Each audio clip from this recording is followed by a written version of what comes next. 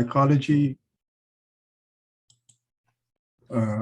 It's a prospective faculty talk, and you've all received the flyer about it. This is Sara Granovetter.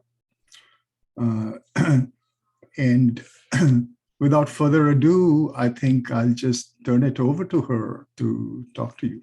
It'll be a 45-minute talk, after which you'll get 15 minutes to talk to her and ask her questions. Thank you so much, Debashish, and thank you everybody for being here today with me. I'm just going to dive right into the PowerPoint here and share my screen. And can you all see that okay? Great. So if you are here today, you might be one of those who feels called to tend an earth wound, or perhaps just somebody that is particularly touched by the earth's pain. And so I want us to just begin here for a moment by acknowledging and bowing to what brings you here today, just in hopes that we can include all of us in this talk. And so perhaps bringing to mind an image that represents what calls you from the earth at this time. Closing our eyes for just a moment, and if it feels supportive, maybe even putting a hand on the heart, bowing the head, and taking a deep breath to embody an inward bow to this other, as well as a bow to the living ecosystem of our body and its wounds.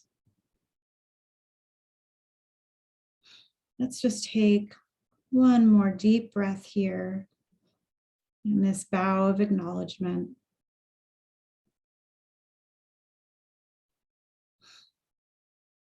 And then slowly opening the eyes and coming back to our shared space.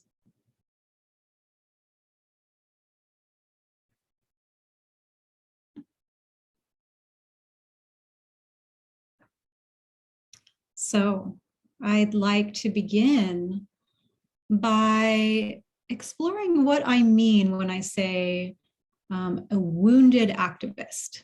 So a wounded activist is really anybody that feels summoned by the calls of the earth.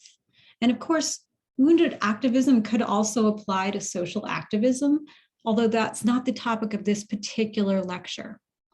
So a wounded earth activist might include an activist currently taking action, a would-be activist, a lover of the earth, or just someone that's so impacted by what's going on in this planet that they feel completely paralyzed. And so when I say wounded activist, I do not mean a crazy activist. I don't mean to reduce activism to personal wounding, and I'm not trying to accuse activists of just projecting their wounds onto environmental issues, or to claim that we need to psychoanalyze environmental activists instead of honoring their call to action. And so I want to share here definition of wounded activism. And so this definition, this idea of wounded activism, has come out of both my dissertation research and my work with clients as a psychotherapist. One of my specializations as a psychotherapist is in working with environmental activists and animal activists. And so from this work, I've come to believe that wounded activism is the way our personal woundings and unconscious complexes engage in a call and response with the woundings of the world, making us particularly attuned to the plight of this earth. And so I'm just going to give a brief outline of what we're going to do here today. So I'd like to begin by situating this idea of wounded activism within the paradigm of archetypal activism. And then kind of extending that understanding to Robert Romanishen's exploration of the wounded researcher, and finally Jerome Bernstein's articulation of the borderland personality. And this will all lead to my conception of the wounded activist, and then a discussion of how we can practice embodied wound tending to cultivate deeper eco-resilience and more effective action. And so then we'll end this talk with a mindfulness exercise to give you a taste of what this might look and feel like.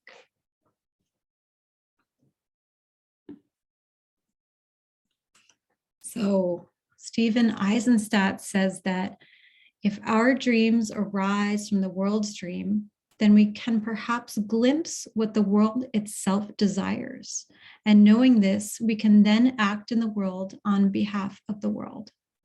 So this quotation really describes the spirit of archetypal activism, a really potent form of activism created by Stephen Eisenstadt. So according to Eisenstadt, the world is really ensouled as much as we are, possesses its own psyche, and one that we are perhaps even embedded within. So the anima mundi, or ensouled living earth, and its countless mineral, plant, and creature beings are continually calling to us, speaking to us and through us. So what that means is that what appears to us in our dreams and our reveries leads beyond the borders of our personal psyche and our personal lives. By tending our dreams, we receive vital messages from the intentional universe that is asking us to act on its behalf. Archetypal activism is really about taking these messages seriously and cultivating a practice of deep listening to Sorry, Sarah, there's somebody who's interfering. There's somebody called Karen. Can you please mute your microphone? Okay. Continue, please. Sarah. I'm taken care of. Okay. So in archetypal activism, we really take the messages that come through the psyche seriously and really take them as coming from true others in the world. And we cultivate a practice of deep listening to this animate psyche and deep listening to the beings that speak through us in dreams, images, and reveries. And so when we're engaging in archetypal activism, we're doing that from a place of communion with and attention to the wisdom of the world unconscious. So here's an example. If we find that we are continually drawn to images of elephants and we dream of elephants in distress, we might take this as a call from the psyche of elephants themselves, as opposed to a more traditional analysis of the elephant as a metaphor for our personal lives or personal suffering. And so if we were to take that presence as a true presence, then we might then engage in active imagination, in deep listening to the psyche of the elephants to see what are the elephants asking of me. And then we would take careful action in the world based on that receptive engagement. The practice that I'm going to offer today, embodied wound tending, is really offered as a complement to Eisenstadt's beautiful practice of archetypal activism. And so while both embodied wound tending and archetypal activism share this premise that the personal and world psyches are kind of hopelessly entangled and always in communion, embodied wound tending shifts us from Eisenstadt's almost non-dual understanding, if you will, of archetypal activism to a more dyadic framing of our relationship to the world soul as a call and response. And so what I'm really wanting to communicate is that not only does the world soul speak to and through us, but our personal and ancestral wounds engage in a kind of back and forth with the woundings of the earth. So just to kind of try to understand this even more deeply, I'm going to move into an exploration of the wounded researcher. So in his understanding of the wounded researcher, Robert Romanishin, really wonderful scholar, suggested that the soul of the world will summon us, not just through images and through dreams, but sometimes through the academic research that we're called to engage in. And so the research that chooses us does not just choose anybody. Robert Romanishin says that the unfinished business in the work that we're called to claims the researcher through his or her complexes. And so what I think he's really suggesting here is that a wounded researcher is not just drawn to a research topic for objective reasons because it seems like an interesting topic or it seems like an important topic, but really through the researcher's own subjectivities, through their unconscious complexes or wounds that seek resolution through their research endeavor. But wounded research, it's not just a one-sided projection of personal wounds onto our research.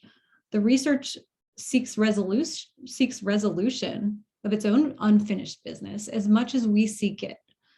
Romanishin says that the work that the researcher is called to do makes sense of the researcher as much as he or she makes sense of it, and also that research is an alchemical process in which one knows only insofar as one lets oneself be known. So it seems to me that in a way, Romanishin is suggesting that wounded research is a process of reciprocal healing.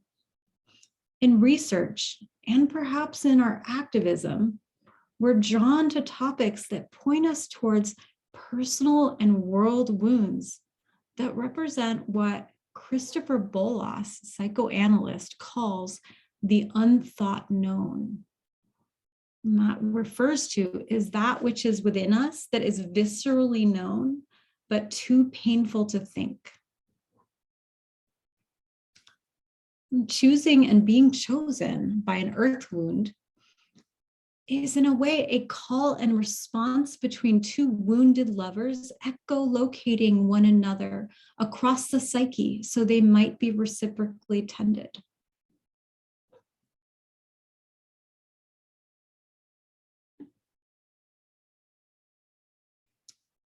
And so I'd like to just say a bit more about then who the wounded activist is.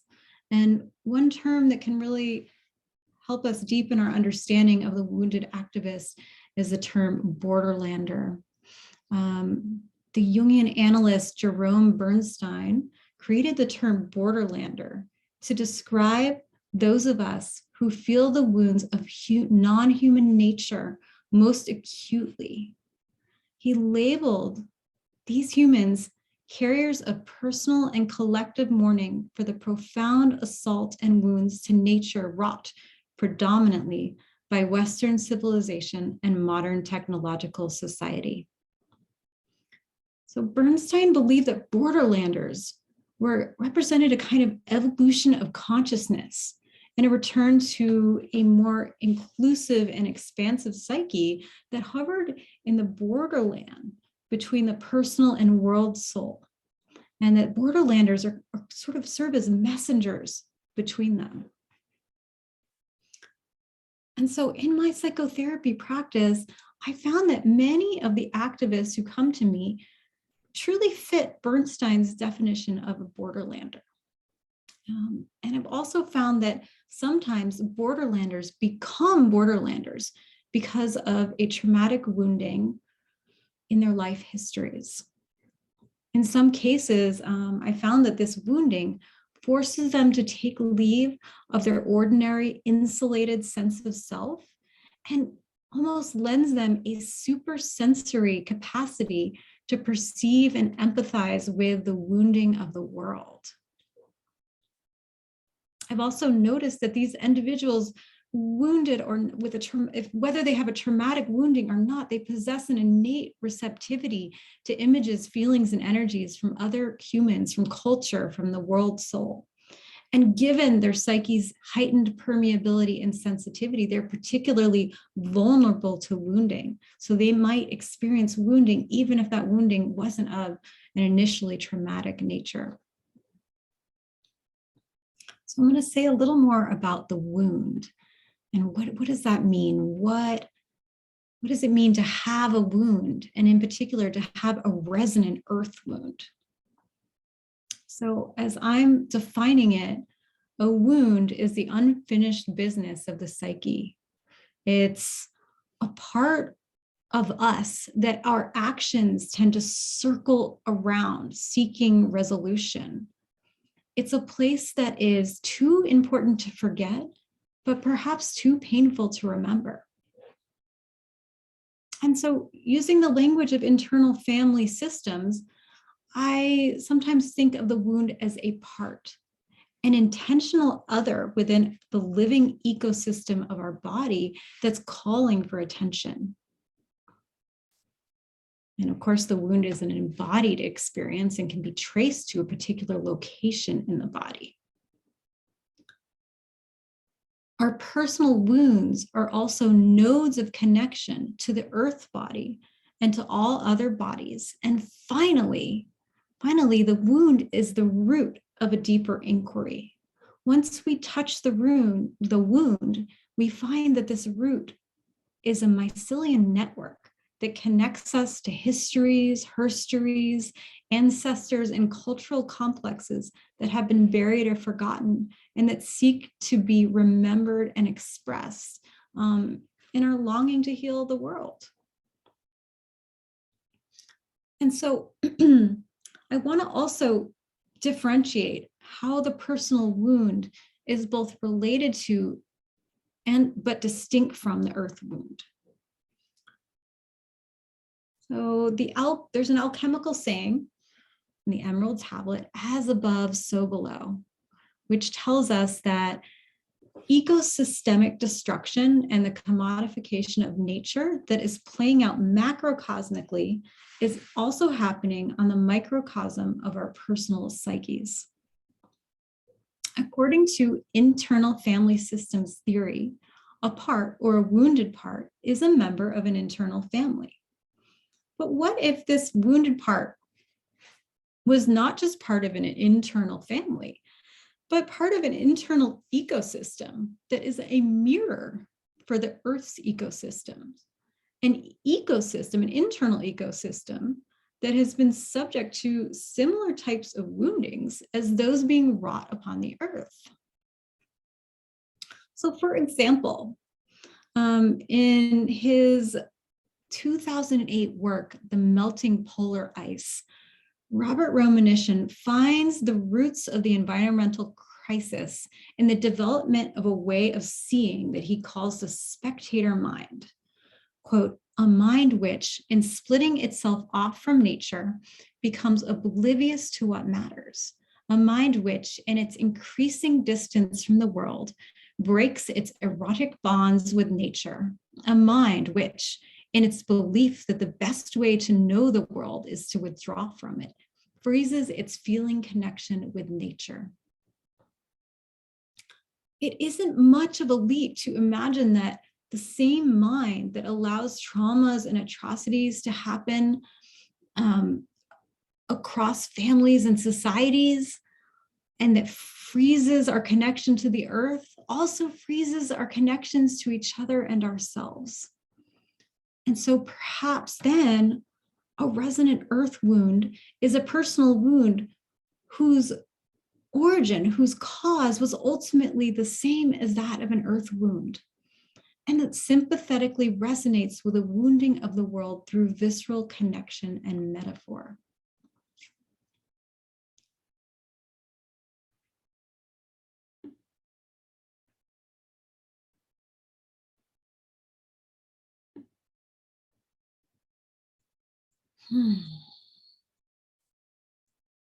So I'm going to talk a little bit here about the importance of this work and the perils of not engaging in it.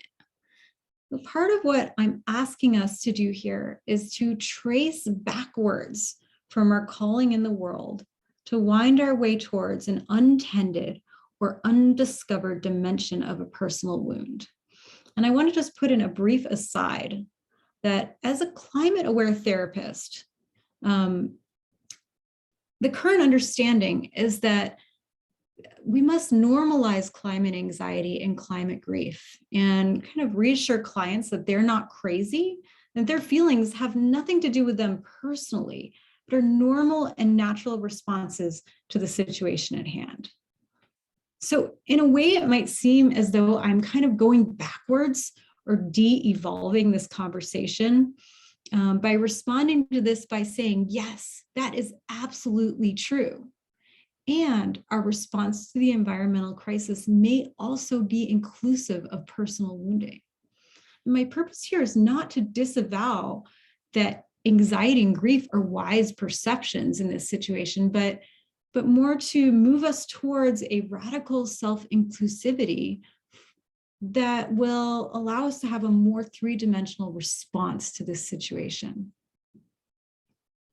So when speaking about the wounded researcher, Robert Romanishin wrote, if the work is to be more than a personal confession of the researcher's complexes, an unconscious projection of his or her biases onto the work, then these complexes must be made conscious. And so it's important that we strive to make the unconscious wounds that are at the root of our action conscious, and to interweave personal wound tending with our call and response with the world to really avoid creating unconscious, unsustainable forms of activism, or at the other end of the spectrum, paralysis and rumination. When we turn too quickly away from our wounds and become absorbed in action, our unconscious complexes begin to act through us. So as an activist, then this wound may be projected into our actions, and we run the risk of transforming the other players in this endeavor into characters from our personal myth, inhibiting us from meeting the human and non-human beings involved as true others.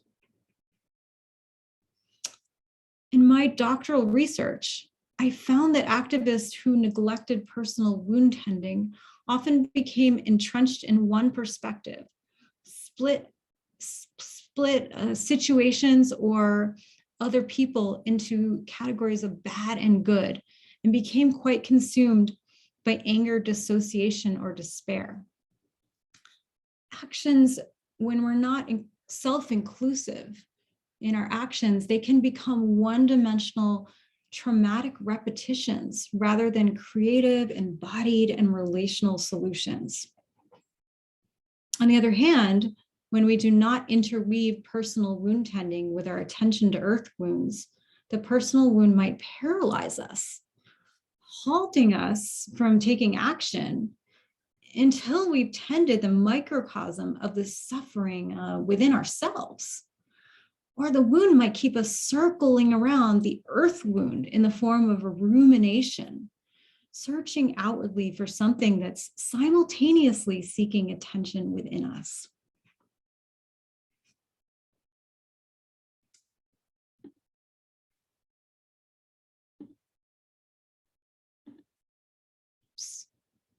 Okay, so I'm going to talk a little bit about this practice of embodied wound tending.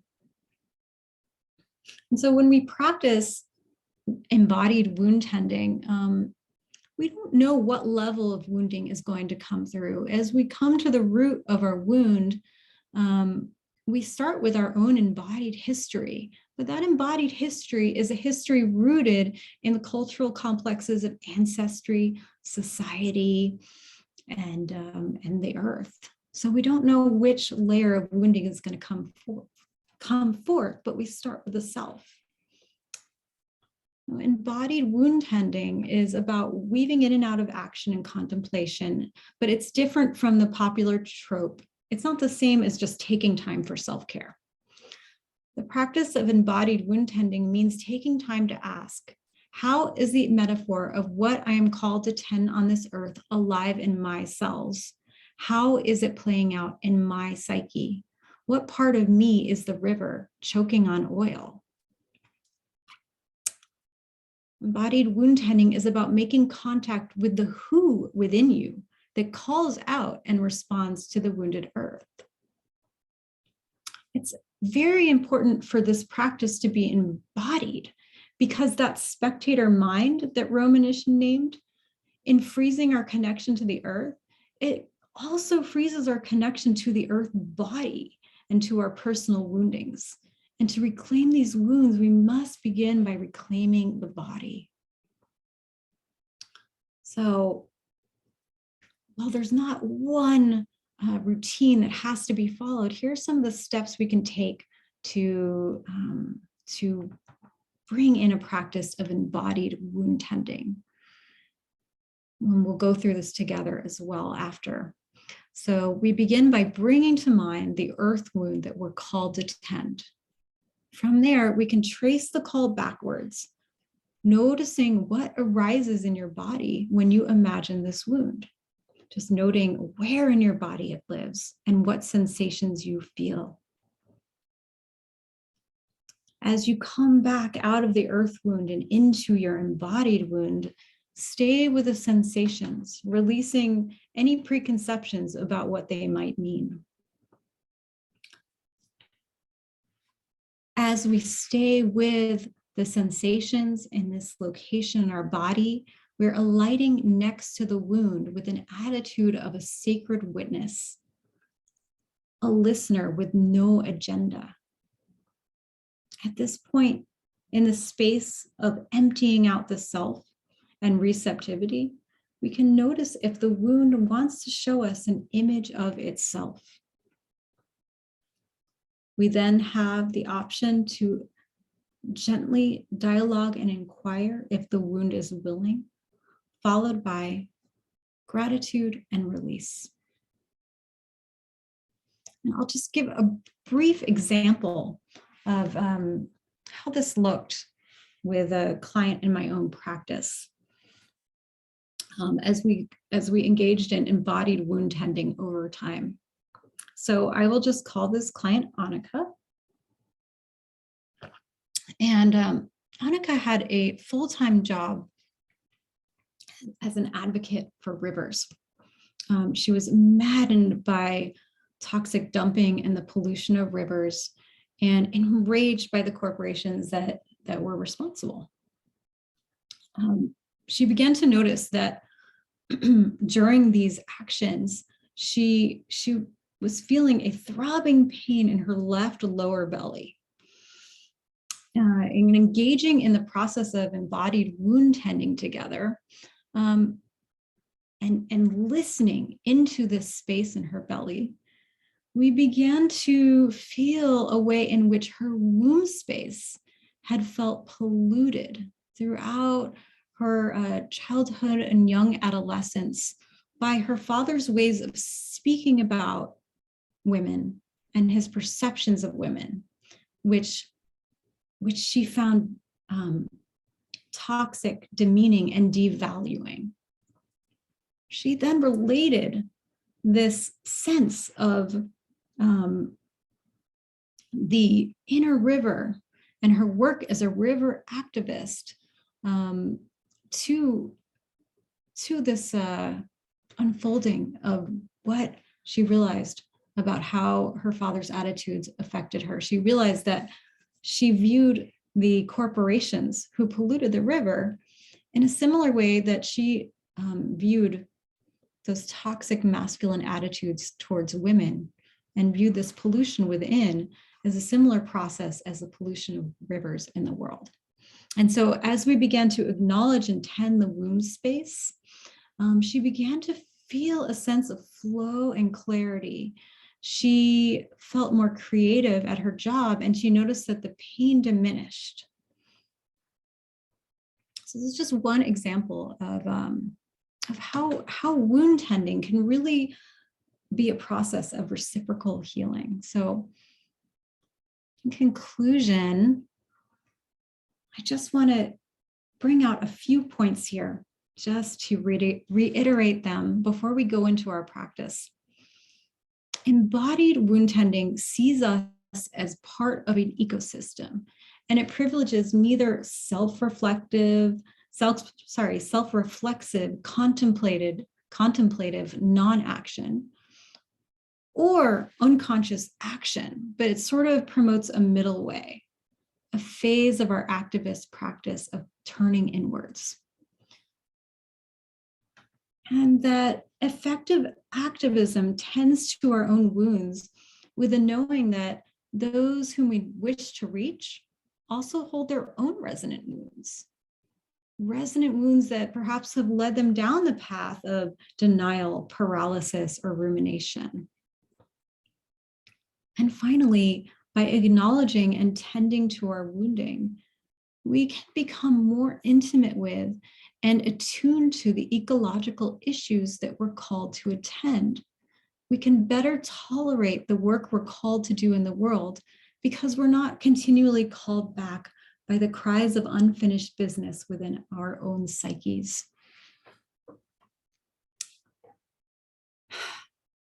I'm going to stop the share now. Thank you so much for listening. I'm going to now take a moment to guide us into a direct experience of embodied wound tending. So I want to invite everyone to just shift attention, finding a comfortable seat, allowing the eyes to soften away from the computer for just a moment.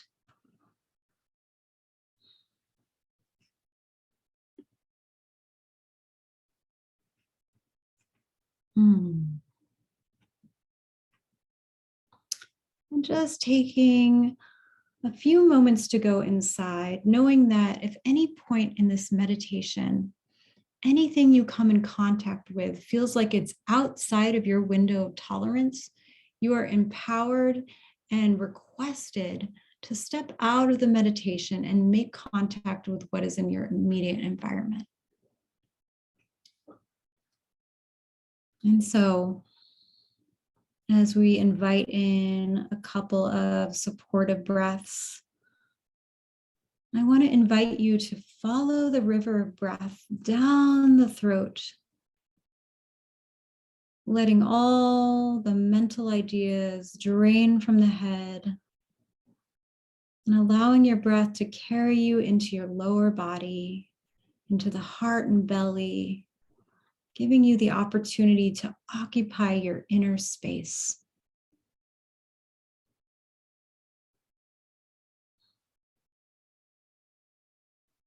As you descend within, you might find a place in your body that feels good to land right now, and allow your attention to rest there.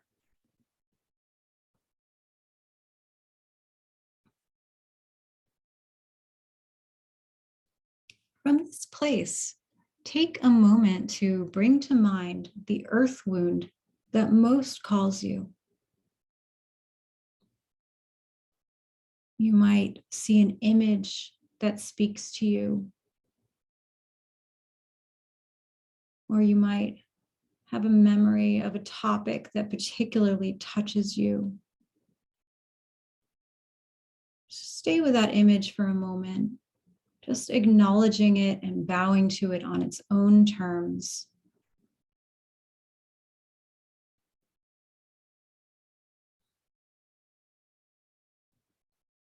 Then I want to invite you to begin to trace backwards from the image as though there were a thread connecting this image back through into your own body. As you follow that thread, begin to notice what sensations this image evokes in the body.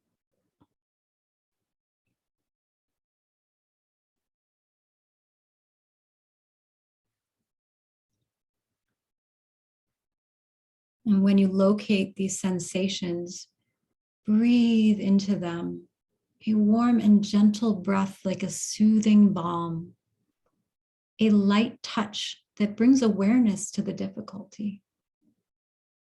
Allow this breath to help you identify exactly where in your body this resonant wound is located.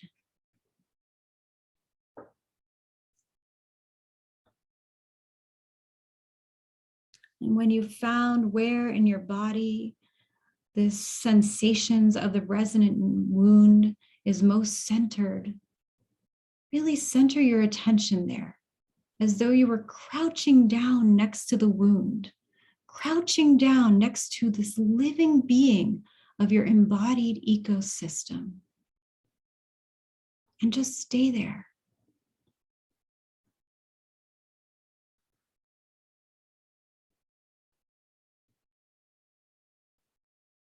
And as you hover by this place within that may still be a mystery, offer an attitude of complete receptivity and sacred witnessing, opening the deep inner ears, suspending all preconceptions to take in who or what lives here.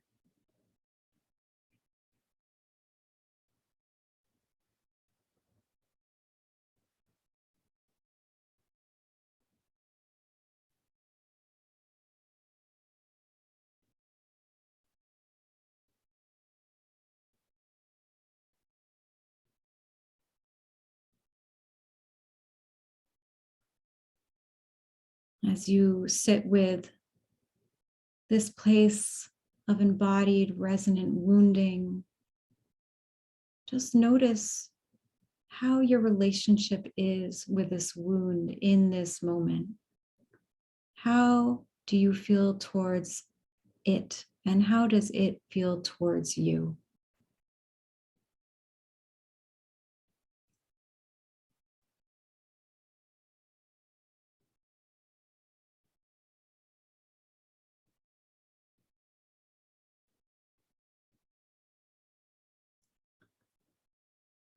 Now, if it feels appropriate, and if you sense that this living being within you is open, you can begin a gentle dialogue,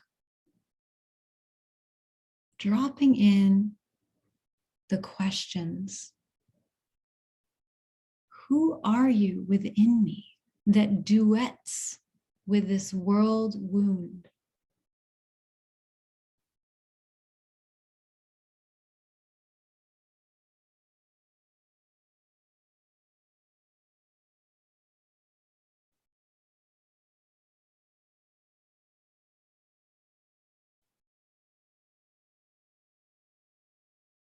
What do you ask of me at this time?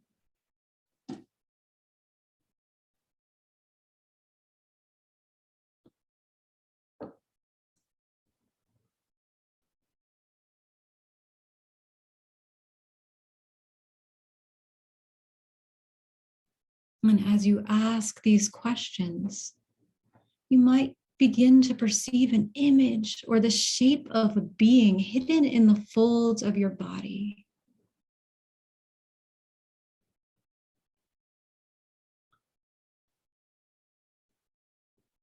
If an image arises from this sensory perception and from these questions, with no demands, attend to the being's response. Attend to how this being receives your words, whether it is through word, image, or sensation.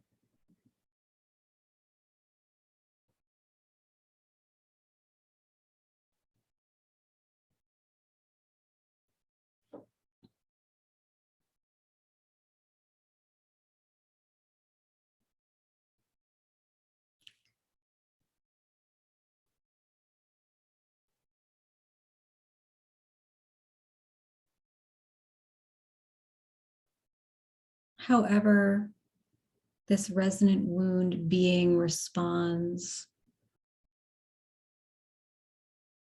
Make space. Invite a deep bow to wherever it is in its process of unfolding at this time.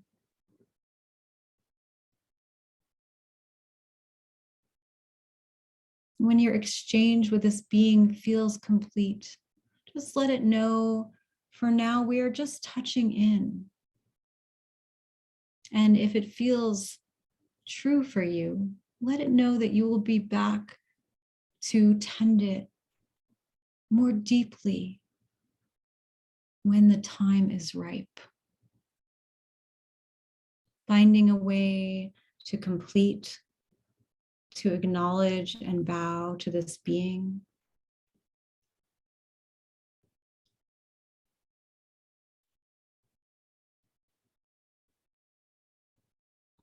Take leave, winding your way back again, perhaps through a different portal of your body than the one you entered through, to come back into this space. Seeing if as you slowly transition back, you can hold awareness and an inclusive consciousness that invites your wound to be part of what you bring to this planet.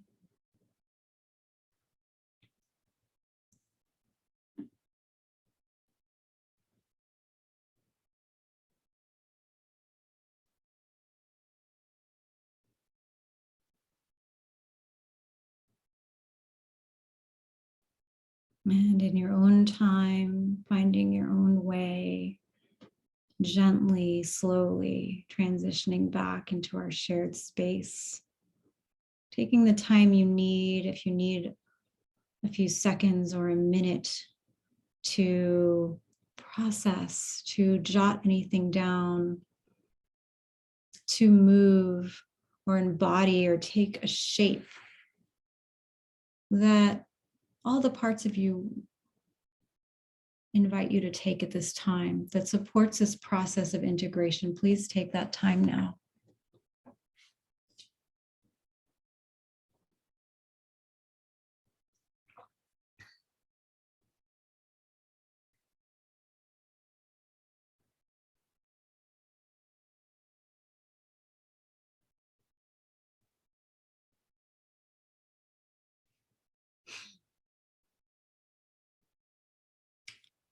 And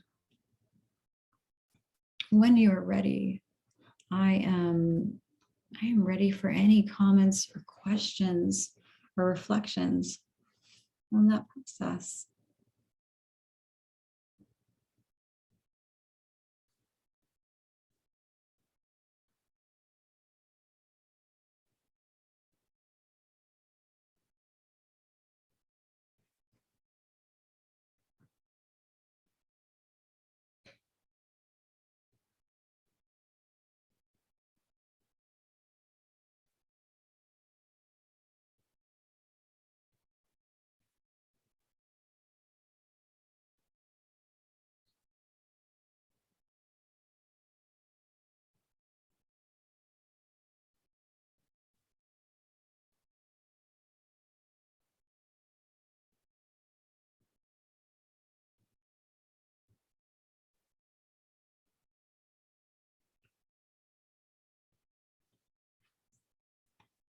Hi, David.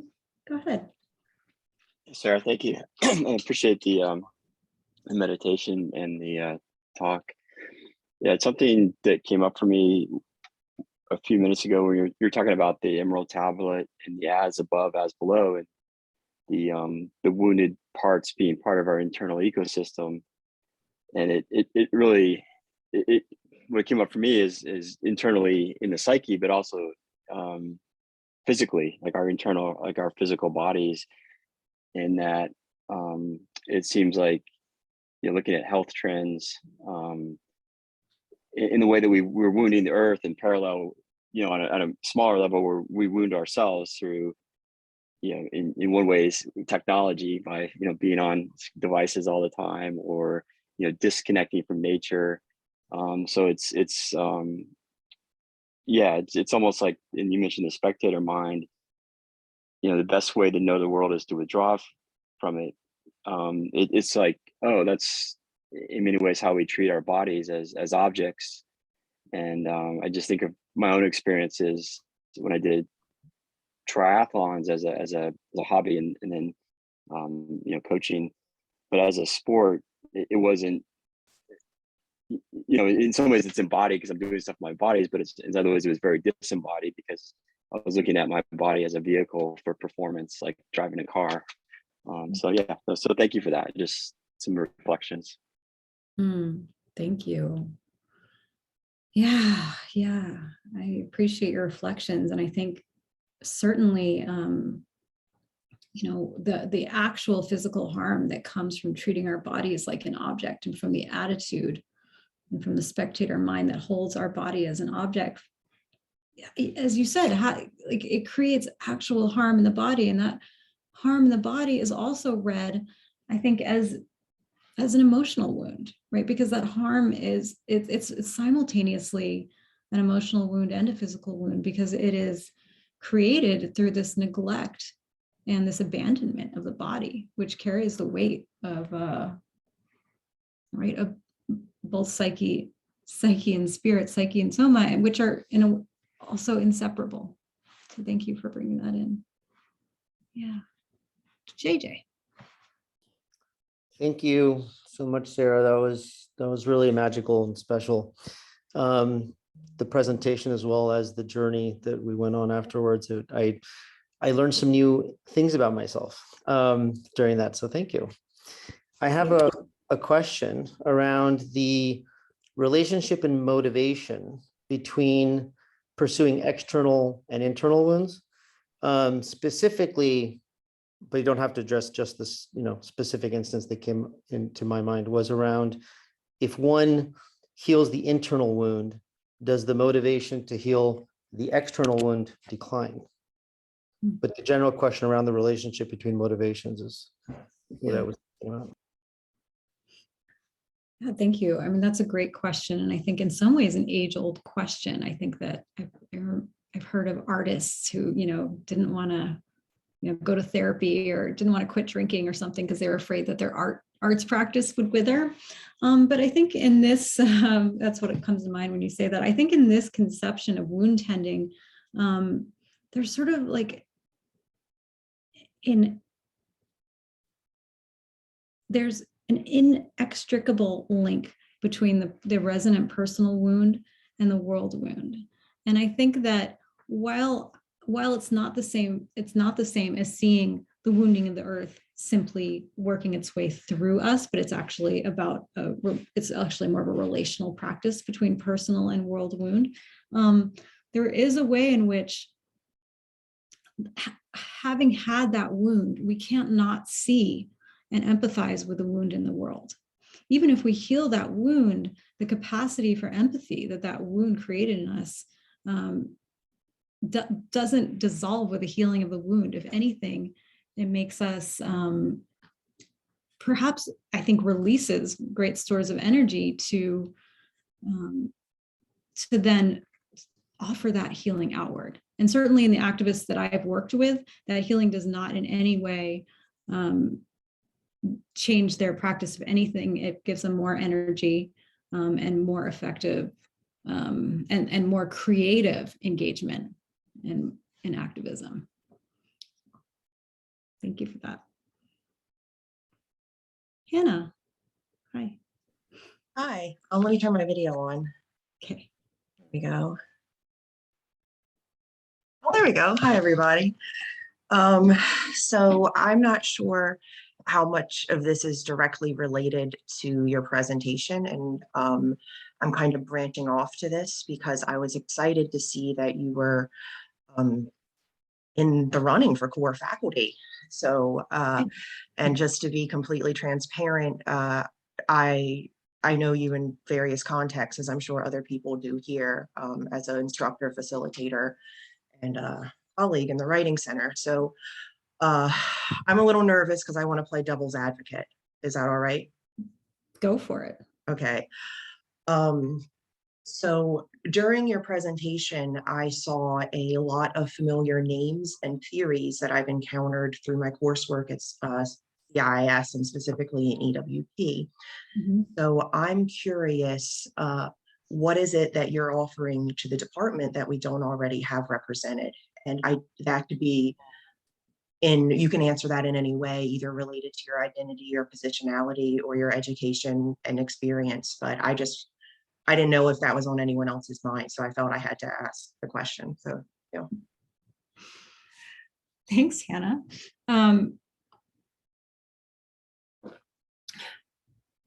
So I'm just going to switch mental gears because go back to my interview mindset.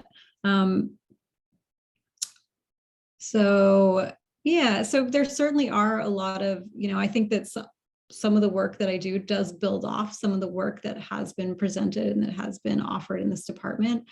I think that some of what I am offering that differs from what's being offered is a particular focus. I mean, this is one very specific talk, among many different offerings that I plan to present to the department and to the students.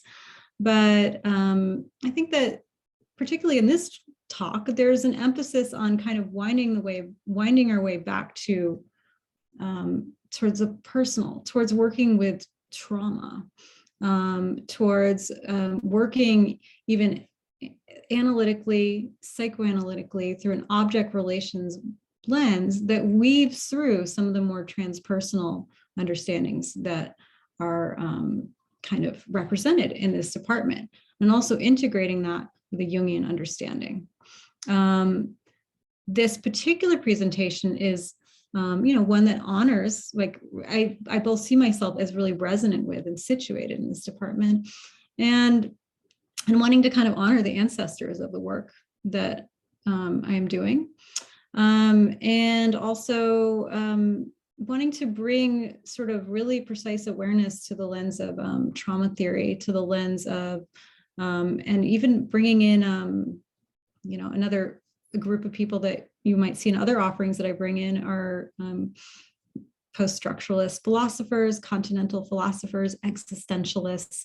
And so in terms of eco-resilience, I would love to bring in a component also to this department that invites psychologically and spiritually informed activism.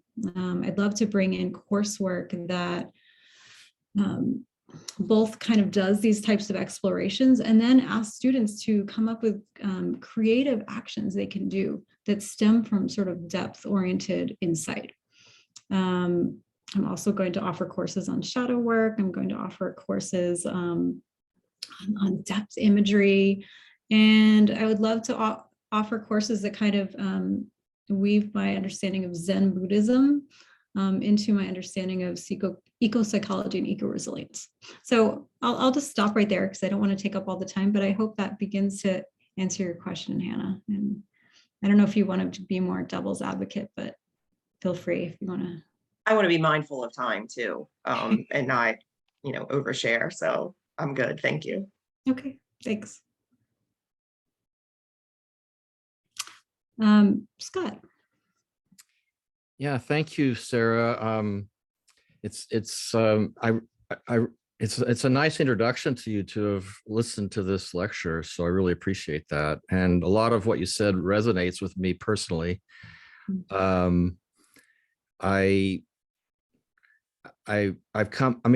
I've heard the word borderlands, but I've kind of considered myself a borderlander, but never in that way that it was defined today. And so I really appreciate that. And I also like the idea of tending the wounds. The word tending it's such a beautiful word. I work as a psychotherapist as well. And so a lot of my clients, although I'm not focused so much on eco-activism as it seems like you are, a lot of my clients have the same issues. You know, in other words, there's a real, we work with things where there becomes a realization of, oh, this is an anxiety that's created because of my interaction with the world, or with the earth, or, you know, with the ecology, that sort of thing, as opposed to something that's really wrong with themselves. And so it's nice to hear that that's a direction that people are going. Yeah, and I guess that's about all. I just wanted to make some comments about that. I guess the other last thing is that I love this notion of working in the, and I call it the in-between, which is this in-between, you know, personal tending of wounds with the the tending of the world wounds, you know, and being able to make the distinctions between those two things, and knowing that there is a dialogue between the both and that they can help each other. Yes. Thank you so much. I appreciate that a lot. Yes, it's really kind of a working alongside the personal wounds and the world wounds, and also thank you for bringing up the word tending, because I realized that I forgot to credit Stephen Eisenstadt for that word, and that the idea of wound tending originated from Stephen Eisenstadt's idea of dream tending, which is really about meeting dreams as subjects and staying with them on their own terms. And so that's a similar process that we do with wounds. We meet them as subjects and stay with them on their own terms. So thank you for that reminder.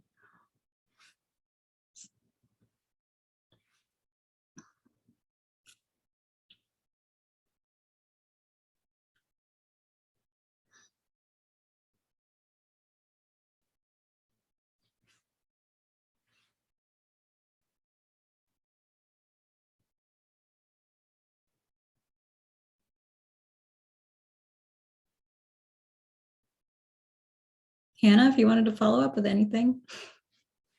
Karen. Oh, no, I can't unmute. Okay, first I want to say I'm terribly sorry about my technological failing. I really wanted to attend and life was getting in the way, so I'm glad I was able to figure it out. I hope I didn't do too much, everyone. I have a similar question to one that was already asked, and that is, I don't know much about this program yet. This is my first term. I'm just finishing my first term, and I came in with a very specific idea. So I'm really not super clear on what East-West psychology's focus is, or foci. But I've done a lot of, I'm very interested in the idea of the wounded healer, and there's myths of the wounded healer in almost every culture that I've looked at, including the shamanic idea that a wound is necessary to be able to respond to woundedness. And so I'm just curious, and you definitely touched on that concept, but I'm just curious if, because this is East-West and, you know, includes, you know, the world as well now, I'm curious if you have looked into other traditions and has that informed your perspective on these questions? Yeah, absolutely. I mean, I think that a lot of, with respect to this particular question, I think it's, and as are, I think, some of the other depth psychologists who've studied these questions, I think that I'm very influenced by kind of animistic world traditions and indigenous traditions that, you know, that before Jungians, right, came in and talked about the world soul, saw the world as obviously animate and obviously ensouled, saw each rock, tree, river, animal as having their own perception, own soul, with whom we can communicate. So I think that is certainly, and that is something that I, in my spiritual counseling course that I'm teaching now, certainly speak a lot about. In general, I'm also informed by Zen Buddhism, which is a practice which I've been a student of for about 15 years, and that also just interweaves in everything that I teach.